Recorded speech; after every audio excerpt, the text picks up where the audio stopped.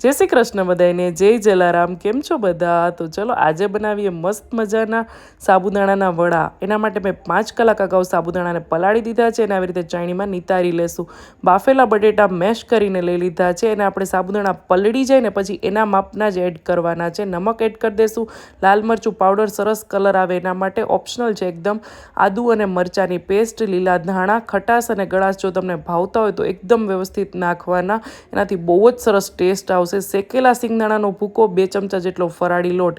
હવે આ બધાને સારી રીતે મિક્સ કરી દેવાનું છે। આપણે આને છે ને લોટ નથી બાંધવાનો, ખાલી એમનેમ જ એને મિક્સ કરી દેવાનું છે અને તમારા મનગમતા શેપમાં એને વાળી લેશું। બહુ જ સરસ લાગે અને સાવ થોડાક ટાઈમમાં બની જાય છે અને જેને ફરાળ ન કરવાનું હોય ને એ પણ ખાવા માંડશે, એટલે બીજું કંઈ બનાવવું જ નહીં પડે।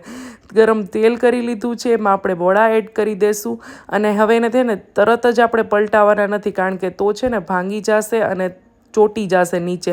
એટલે એને થોડીક વાર પછી 4 થી 5 મિનિટ સુધી મેં મીડિયમ ફ્લેમ પર રાખ્યા હતા ને પછી પલટાવ્યા હતા। આપણે ગોલ્ડન બ્રાઉન આવા તળી લેવાના છે।